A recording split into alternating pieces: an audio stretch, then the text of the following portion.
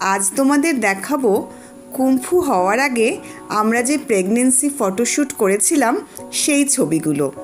কাম্পু হওয়ার আগেও এটা করার আমাদের খুব ইচ্ছে ছিল, কিন্তু সে সময় হয়ে ওঠেনি, তাই এইবারে সেই শখটা পূরণ করে নিলাম।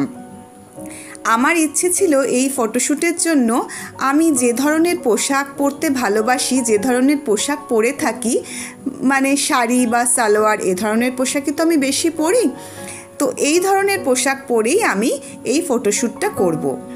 আর প্রেগন্যান্সি ফটোশ্যুট যেহেতু সাধারণত 8 মান্থসে করা হয়, আর আমার এই সময়টা পড়েছিল দুর্গাপুজোর সময়, তাই আমি বলেছিলাম যে আমি দুর্গাপুজো, বিশেষত নর্থ কলকাতার দুর্গাপুজো, উত্তর কলকাতার পুজোর থিমে আমি এই ফটোশ্যুটটা করব।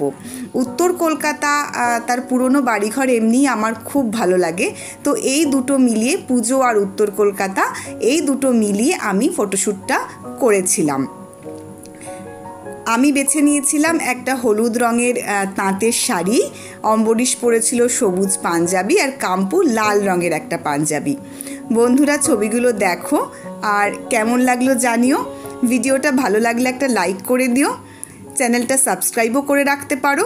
সঙ্গে লিনার সঙ্গে থেকো আর ভালো থেকো সবাই।